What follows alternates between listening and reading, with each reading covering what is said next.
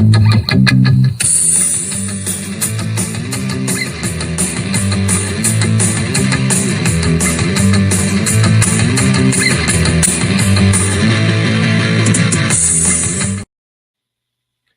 everyone, welcome.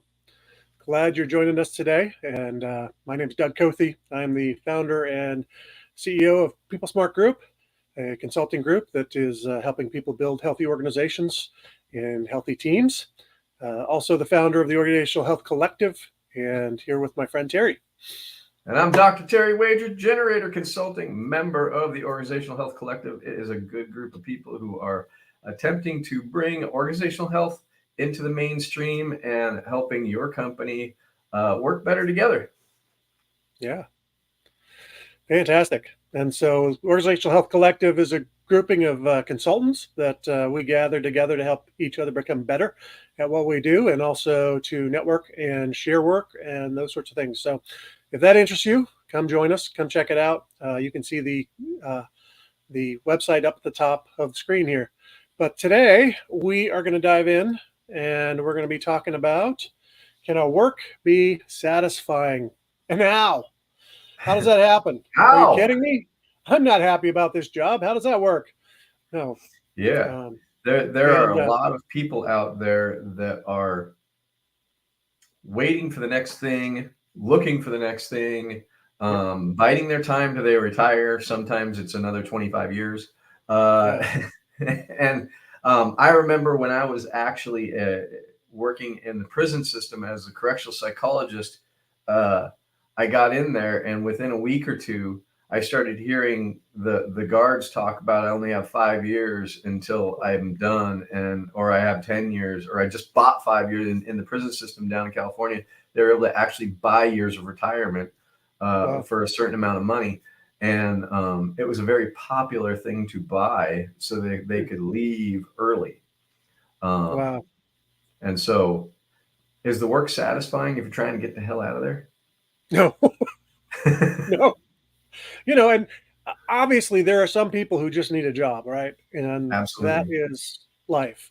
You've got to make money and you've got to survive. And maybe you can only do or only get the job that isn't satisfying. And that's all right. We got to do that at times. Sometimes we've got to suck it up for seasons of life, or as we're working our way up, right? But at some point, if you're going to make a career, you're going to be miserable for all of life if you don't find something that is satisfying. And so that's just, yeah. You don't want to live in that misery for all of your life when most of your life is at work. We're depressing people. Yeah, we are. So there's a Steve Jobs quote that I shared in the introduction, but here you go. Your work is going to fill a large part of your life, and the only way to be truly satisfied is to do what you believe is great work.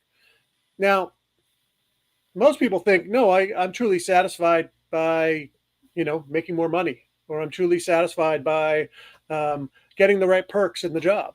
And yet what Steve Jobs is saying, and what we would say is, no, your true satisfaction actually has to do with, am I making an impact? Do I have a purpose bigger than myself? Is there something that transcends me that I'm getting to contribute to that I really believe in? Absolutely. Around 2020, I started working specifically with investors and people who left the workforce to become real estate investors and start their own business, whatever it might be. And there are some startups, there were some entrepreneurs, some just that were like, I want passive income and I'm going to buy 2-3 families, that type of thing. And just become a real estate investor and have passive income. And it's funny because they were actually trying to address this, can I be satisfied? And they thought passive income is the way to go. And passive income is the way to go, except the problem is that there's not a whole lot of passive income for a number of years of really being active in building your income and building your portfolio if you're doing that kind of thing, or working at a job that's going to give you some kind of retirement that is passive. And so the dream and the hope is Tim Ferriss's 4-hour work week, where you're never after going to work again. Really, you just wake up, do 4 hours of work, and then you're done. Yep. and then set it and forget it. And it doesn't really work like that. And I don't know if anybody's ever noticed, but Tim Ferriss with his 4-hour work week is doing a whole lot of work interviewing people and moving his brand forward and spending a lot of time talking about only working 4 hours a week. And so it's interesting. Yeah. And I love Tim Ferriss and the different stuff he does. I love Yeah. the points that he makes about things. But the one point that I want people to really think about is we have to be active in our lives. And so how do we find that truly satisfying activity that is going to be answering the fulfillment question? Yep. Well said. Well, and I even think of Steve Jobs, right? Who that quote is by. I mean, here's a guy who easily could have cashed out and retired, but yet worked all the way to the end of his life. Why? Because he believed in what he was doing. He had purpose. He had meaning. And how many people you see in retirement, they retire because they're going to just go play golf and do all the fun stuff, and they're absolutely miserable, and they want to go back to work. Yeah. It's like, really? I retired because you have no purpose in life. I played golf for a solid month and I'm tired of it now. Right. And I really like what you're talking about there. The idea that whenever we're moving into an endeavor, whether it's a new one, it's a new job, it's a new business, it's a new investment strategy, whatever it is, if you're moving forward in it, the purpose is what is going to drive the train, so to speak. And I was even talking to you before our broadcast about some friends of mine who actually have worked on their purpose a little bit, and then they had somebody tell them, one of their clients tell them that it feels like their vision is fractured and they really need to come together on their vision, which they've known, we've talked about, but they didn't realize how important it was until they heard this guy say it, who was a client of theirs. And the guy pulls some weight in the community of work because he's got a pretty strong position in business. And so they're like, wow, this guy said we need to do this. And now they're paying attention to it a lot more. Right. It wounded me a little bit. I'm not going to joke about that. It did wound me that they didn't actually listen to me with it, but they start to see the value of what I was talking about. And so it's really about that idea of the purpose drives everything. Yep. I mean, you see it in Jim Collins's work where he talks about core purpose, right? You see it in Simon Sinek and his popularity with his book, Why, all about the why. And so you see that people are actually drawn to that why because that's what they want. They want purpose. They want meaning. And I think there's so much behind the Great Resignation that was around that, right? Because so many people are saying, no, I don't just want to go get a paycheck. I want to find some place where I'm finding meaning, where I'm finding purpose, where I agree with the values and the purpose of the company. And that's what I want to work for. I don't want to just keep working to get a paycheck. Yeah, and I think that's a really good point. And I got to make the joke. Why is so important? Simon Sinek came out with a second book about why. And so it's like it doubling down on why. People are really focusing on this because it matters. Now, the problem that I have with that is, and I saw this a lot with people reading, you got to start with why and finding your why and that type of thing. And I think it's really finding your why was the big piece that caused a problem for a lot of people because they went in search of a why outside of themselves instead of really examining what they do, where they're at, what matters to them to identify the why that they're already living. And so I don't think that would have been a good title, is to identify the why you're already living. And so find your why is probably the better title, but in the actual activity that you want to do, you don't want to go and search like a scavenger hunt. And too many people do that. Right. Yeah. Your true why should be core to who you are. Exactly. It should already be something that you're living. It should be already something that you look at your own life, not look out external to you. But what are the things that I look in my life and I say, hey, I already desire this and move toward this because it brings me purpose and meaning in life. And it still transcends me. It's bigger than me, but it's already there. Absolutely. Absolutely. Yeah. And for me, it's also, it goes back to maybe faith and whatever faith you have. We can't go outside and look for faith. We have to actually look for where it is inside of ourselves. And I think that our purpose connected to our emotions, it's connected to our faith, it's connected to our whole being. And so we have to really settle down and really look at what's important to us, look at our values and look at what's going on with us, and look at what we've done in the past that brings us joy, and look at what we've done that brings us stress, and really kind of key in on that. And when we do, we start to really understand what satisfaction is all about, and we can get more of it. That's good. I like it. Good stuff, Terry. Yeah. And it's interesting. I have a story I did a presentation. Hey, I have a story this time, not just you. There we go. Check it out. I did a presentation to a group of financial planners, and that group of financial planners, I was talking on retirement. They were dealing with retirement, and I was talking to them about how do you actually help your people to retire well, as opposed to just worry about, do I have a nest egg? And that question that I was bringing to him was, hey guys, are you actually helping your people plan not just for the finances of their life, but for the whys of their life, for the purpose of their life? That they realize that, guess what? I'm going to have to replace the purpose that I've set aside in work in retirement. And I've got to find a way to have purpose still in retirement, or I'm going to just be miserable and shrivel up and die, inside, if not outside.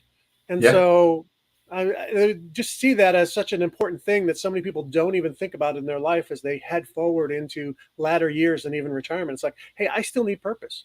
I still need that. Otherwise, life's going to be miserable. And so I think as we think about this now, of course, we are talking about companies. We're talking about organizations. And so you think about finding core purpose as an organization, finding that why as an organization. How do we do that, Terry? What do you advise a leader who comes to us and says, hey, you know what? I need to figure this out so that I can help motivate my employees so we can all be on the same page, go in the same direction? Yeah, well, one of the first, I think, steps is to realize that if you're not moving towards your goals the way you want to, and there's some splinteredness, there isn't that singleness of purpose. And this goes back to the establishment that I've been working with for a little while, is even though they know it's important, and I think this happens for a lot of us, is like, okay, I know that's important and we're going to do it, but we have this problem over here that we want to solve, or we want this problem that we have over here that we want to solve. And so they put off that number one thing, which is really understanding and coming together around why we exist as a company. And that's the big thing. And personally, myself, and I know Doug does as well, as we want to have a 2-day offsite where we really get into why we exist, and the other 5 questions that goes into what that business, I guess, strategy would be, but it's really the clarity of what this business is all about, why we want to do it. And that's where I say to start. And start with question 1 is, why do we exist? Why do you show up to the business? Why is it important to you? Why did you not quit yesterday? Yeah, exactly. And why are you not going to quit tomorrow? What does this business mean to you? Or is it just ego? I mean, it could be, I'm going to make this work. But is it feeding you? And what about it is feeding you? And it's not just you as the CEO, but every person on the leadership team putting in and together coming up with a solid agreement on why this is important. Yeah, that's great. And I love that you make that point, that this isn't just an individual saying, hey, this is why, but this is the team getting on board with. And if the leadership team is not on board, you can never expect your employees to be on board. How would they know? How would they embrace a purpose that you don't even know? And so as leaders, we've got to make this clear. We've got to get clear ourselves first. And so I thought of Patrick Lencioni's comment that I love is sometimes you got to slow down to go fast. Absolutely. And how true is that? As a leadership team, you've got to slow down and you've got to get this right so that you can then motivate and take employee engagement to a whole new level. Take your employee satisfaction, joy in their work, which is just going to lead them to be more and more productive, to a whole new level. Well, you got to slow down for a second. You got to take that offsite time to really ask those questions, to really work through them, and to really dive deep on them so that you get it right. And once you've got it right and you've got it locked in, along with the how do we behave, those core values that are really real true about who we are as a leadership team, that defines our culture. That defines who we are. Then that needs to define all the way down through our organization how we engage our people, how we evaluate people, how we evaluate the work we're doing, how we evaluate who we would hire and who we would fire. There is so much about that that becomes so central to the life of an organization that we've got to take the time away to work on it. It really is the heartbeat and the cardiovascular system, so to speak, of the business is that idea of why do we exist and how do we behave. And Jim Collins talks about that. It's not just Lynchoni. There's a lot of people that talk about it. I mean, Brene Brown talks about it, and Adam Grant talks about it, and so Simon Sinek, and all of these different organizational psychologists and all of the organizational leadership people talk about this stuff. But the lifeblood of everything, the two things that never change, is why do we exist and how do we behave, and it's that values and vision that don't change. We could change our mission. We can change how we do what we do, or we change what we do to a degree or not. I mean, at some point, the business might change completely if you change too far away from what you do. But for the most part, there's going to be different missions within what a business does, but why they're doing it, what it means to them ideally, is what that North Star is. And if you don't have a North Star, you can't go anywhere. Well, and I think the other piece, and even as you said that, the what we do can change, right? And even some of the how we do it. But it builds resilience to have that North Star. It builds resilience to have that why and those how do we behave, those nailed down, that the other stuff can shift and you're still resilient. I think of the example of Netflix versus Blockbuster, right? I mean, Netflix shifted their entire model. They went from, hey, we mail you DVDs, and you mail them back. And that's what we do. Is all we do is mail DVDs. You put in what you want. We send it to you. You keep it until you send it back. We send you your next one. Well, all of a sudden, everything went streaming, and their whole entire business model was gone. Well, and yet they were resilient enough to be able to make that shift. I still see in my grocery store right down the street, they still have the kiosks where you can get the discs for all of those people who have not transferred over to this century. But you know, the point is absolutely well made. Is like these people realize that the way we're going to do it is going to change, but why we're doing it and the values with which we do it are not changing. Yeah. And that's huge. I couldn't agree more. Yeah. And they were able to make that shift without just destroying the whole company. They could slide right over and say, hey, this is what we're doing now, but our why hasn't changed. Or how we go about it doesn't change. But this changes.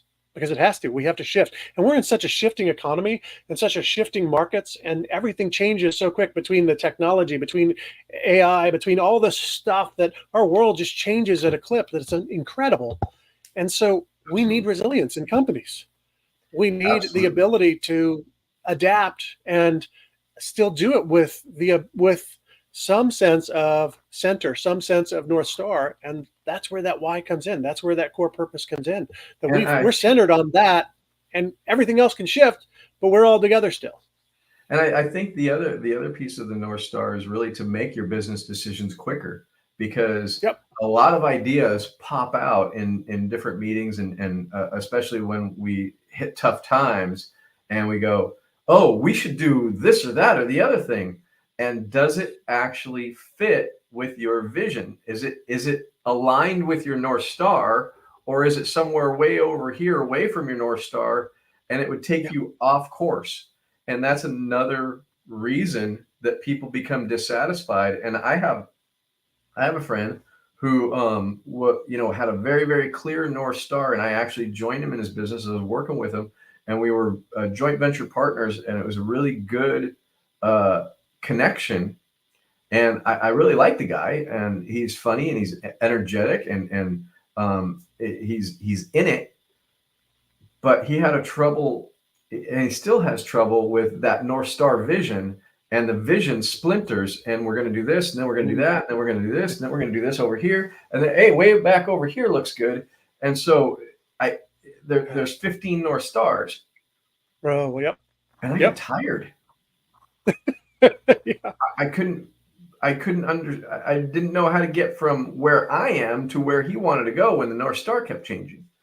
Yeah. And it's unfortunate, because that, I think, is what happens for a lot of people and I think that's honestly a little bit of what was behind the Great Resignation. Is not that the different businesses have different North Stars, but the individuals working didn't have the same North Star and didn't understand the North Star and didn't sign off on the North Star that the business they were working in did. And so then they were North Starless.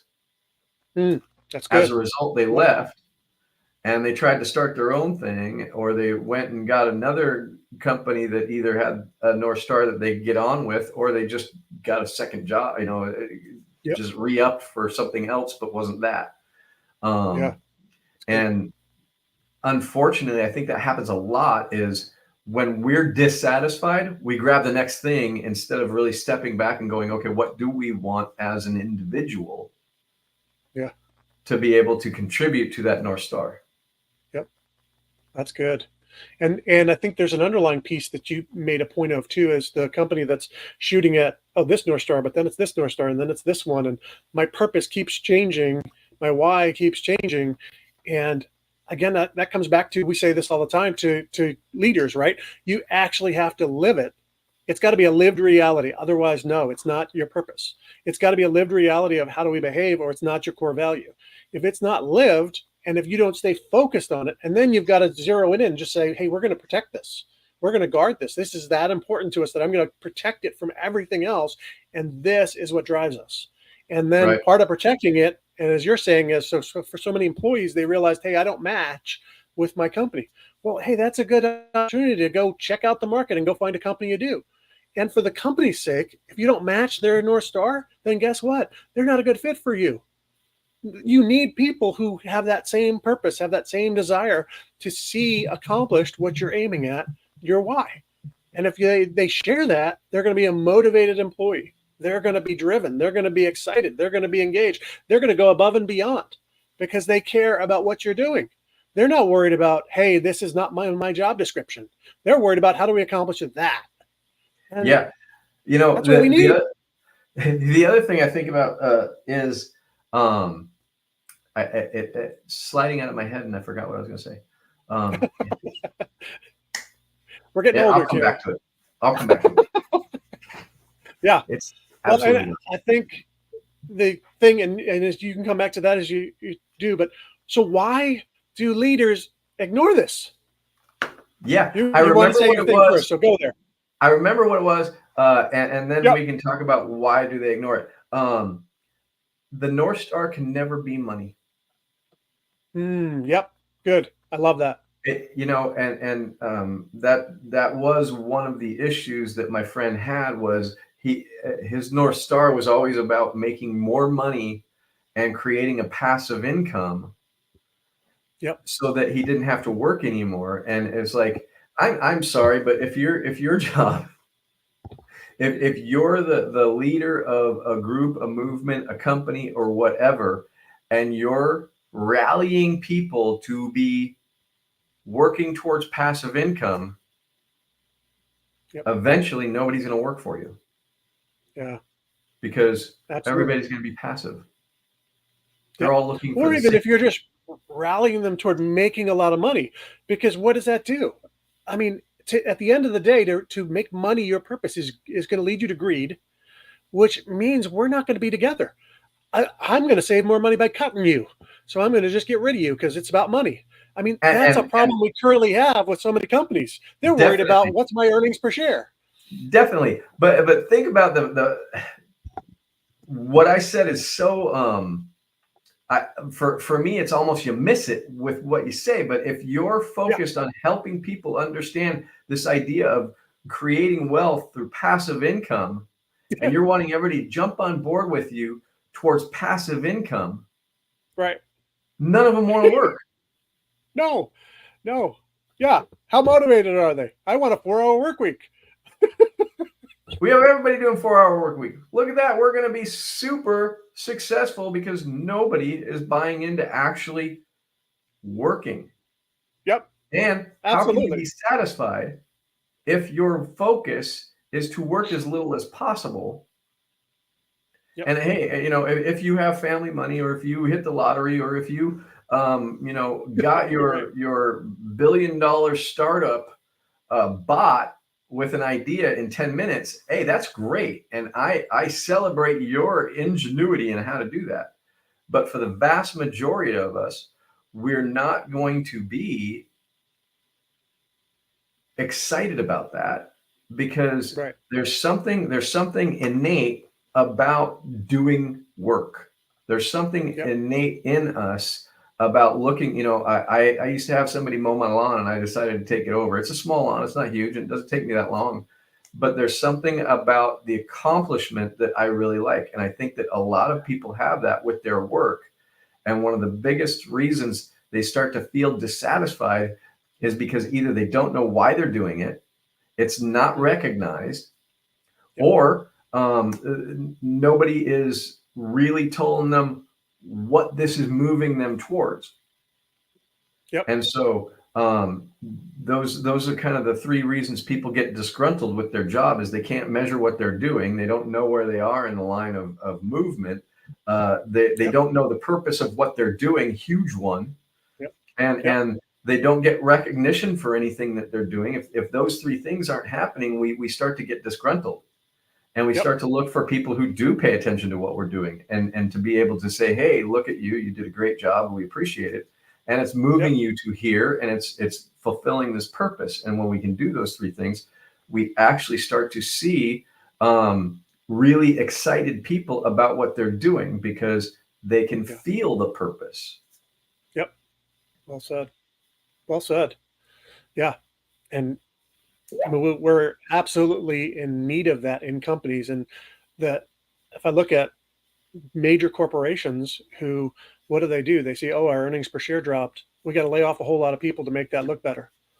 It's like, that's not your purpose is is your earnings per share. Your purpose is the dollar, and your purpose is or keeping your shareholders happy, which really is the dollar. You're going to create a miserable culture if that's all you ever do, because Yep. everyone knows they're just a commodity. Everyone in your company knows I don't matter a lick to you, because if the earnings per share drop, you will lay me off in a heartbeat if you can save money and make yourself look better, make the company look better. That is not moving people forward. That is maintaining and trying to keep something in place. That's all it's doing. We're all just trying to maintain. Well, yeah, and you bring up a good point, and also we've heard a lot about AI, and AI is very scary for a lot of people because they're like, okay, is my job going to be subsumed by Yep. some kind of AI, and my job being found irrelevant? One of my friends uh, said, you know, jobs aren't going to go away, Yep. but people who understand and are able to use AI are the ones who are going to fill those positions. Yep. And so there is going to be a shift, if it hasn't already started happening, towards using more AI. And AI has some scary sides to it, but at the same time, really kind of understanding what it is, and what the capability is, and how much we're still needing to be involved in it is super important, and being able to understand and learn how to do it, so that you can have that augmented piece to whatever you're doing that makes it even stronger.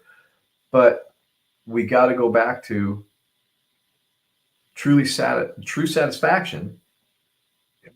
is when we're focused on what the purpose is. And you asked the question, Mhm. how do leaders start moving more towards paying attention to the satisfaction. And it really is starting to evaluate. I think it begins with evaluating. Do the people in our organization all understand what our purpose is? Yep. And maybe, Yeah. poll them, whether it's nonchalant at the water jug thing or whatever, and ask them why we exist or what's our purpose of this business. Yep. Or go to lunch with a few people and ask them what day it is, and go to different departments and ask them what the purpose of the business is, and see if you get a unanimous kind of, this is our purpose, and everybody's singing the same song. If not, you have to reevaluate. Yeah. I mean, I'd say if you're a CEO, you should poll your leadership team and see if you all agree. Because I've seen many a time, I'm sitting there with a leadership team and I'll have them each write down, hey, what are our values? What is our core purpose? And we get different answers. And I'm sitting there going, wait, you guys aren't on the same page. How do you expect your company to be on the same page? Yes. Nobody's going to be on the same page if you guys aren't. Yep. And I think that's a great spot to start. If you're a CEO, is you say, hey, let's just us, what is the core purpose? Let's write it down so we don't get groupthink, and let's all then share what we wrote down. Absolutely. What a revealing moment that can be for a team. That, hey, guess what? We're not on the same page, guys. We're not thinking the same. Yeah, that is amazingly powerful when you can actually sit down with them and demonstrate to them with one short exercise that you guys are not on the same page. Yeah. Yep. And then when we do that, next is, okay, let's get on the same page. Yeah. So why, back to full circle, back to why would leaders be resistant to working on and focusing on their core purpose and making sure they've got that figured out and right? I mean, what would possibly keep you from wanting to do that? This kind of goes back to our conversation last week about emotional influence or really emotional regulation, and understanding that if you're resistant, you don't want to look at something that you missed, and either you're feeling embarrassed, you're feeling inferior, you're not sure of what is the next step. And so, whoa, let's leave good enough. I actually have a client that I worked with years ago. I revisited it a few months ago, and he's like, I don't want to upset the apple cart. Yep. Okay. But if you don't want to upset the apple cart, it's about to break. Yep. That is not a statement that says, hey, we're doing really good and we're moving in the direction we want. I'm afraid everything's going to fall apart. Yeah. If I touch it. And so there's a lot of fear around scratching a scab, so to speak. And honestly, if you are one of those CEOs or one of those people in the C-suite that is looking at this going, geez, I don't know if we have that singleness of purpose. I don't know if we have that communicated and we all are talking the same. And I'm not sure I want to get into that. Yep. You have a scab that's about to burst. Yep. And there is a problem underlying there. Yeah. As a result, it's only a matter of time. If you don't do something, you're going to either experience a lot of turmoil, or I don't know another turn word. Or disengaged employees, the quiet quitting that happened right after the pandemic. I mean, why does that happen? Well, because I don't care. Yeah, maybe the third T word is terminal stuckness. It's really, there is turmoil and you're not paying attention to it. Yep. And most likely you want your company to plateau, do it, right? Yeah. Yeah. Who wants that? And it's like you got to look at it, and people don't want to. And the resistance to actually look is because fear you're going to find something that you don't like. Yeah. Well, and I was thinking of the example as you were laying that out of this, a fear that, hey, I feel inferior. I feel like I failed, And I can imagine there's probably people out there that, hey, I've been a CEO for 5 years, 10 years, 15 years, 20 years, and I've never touched this stuff. What does that say about me if I go turn around to my company and say, hey, we got to really get down on this? Well, guess what? It says that you're a learner. It says that you're willing to understand and learn and grow and change. And to me, if I'm your employee, I'm thrilled because I'm Absolutely. saying, hey, you care. You care about all of us getting together, being on the same page, having purpose, having meaning. I don't think you're going to have a whole lot of people that are looking down at you. I think you're Right. going to have a whole lot of people that are thrilled with the Alternatively, and changes I you're guess making. I'm the alternative guy, if you don't do it, Yeah. people are going to notice that we're stuck in our ways, Yep. that we're unwilling to look at something different. We're not wanting to rock the boat, so to speak, or upset the apple cart. And they're going to notice that there is a big gap in where we could be or what our potential is to where we are right now. Yeah. That's good. Wow. So And leaders out there, one if of you're the sitting there and that, yeah, go for it. before we move towards ending, one of the Yep. questions that Christine and I ask whenever we're doing a presentation to a bigger group is this question. We want people to really kind of settle on this and think about it: is who are you letting down by not living up to your potential? That is great. Yep. Yeah. Or another way to put that is, what's the cost of doing nothing? Absolutely. If you don't do something, what is that going to cost you? And there's always a cost. There's a cost to choose to do something, and there's a cost to choose not to. And you've really got to weigh that cost. Yeah, I love that. Thank you, Terry. So Absolutely. we're about at time here, so I'm going to wrap us. But if you're a leader out there and you are sitting there going, oh boy, this is actually good stuff, but I don't know what to do with it, call us, connect with us, reach out to us. We would love to connect with you and help you walk through this journey so that you can do it and do it well and your company can thrive. That's our desire. That's our dream. That's our goal. We want to see your company doing great. We want to see your people in your company doing great. We want to improve the world of work for you as a leader and for your people. We want to see your company just taking off and doing what it really set out to do in the first place. And so if you're there, if you're a leader, hey, reach out to us. We would love to connect with you. And we'd love to hear your thoughts too. So as you see this video after the fact, check it out, listen to it, give us your thoughts on whatever platform you're checking it out on. We'd love to hear from you. So thanks so much for joining us, guys. Thank you, Terry, once again. And y'all have a great day.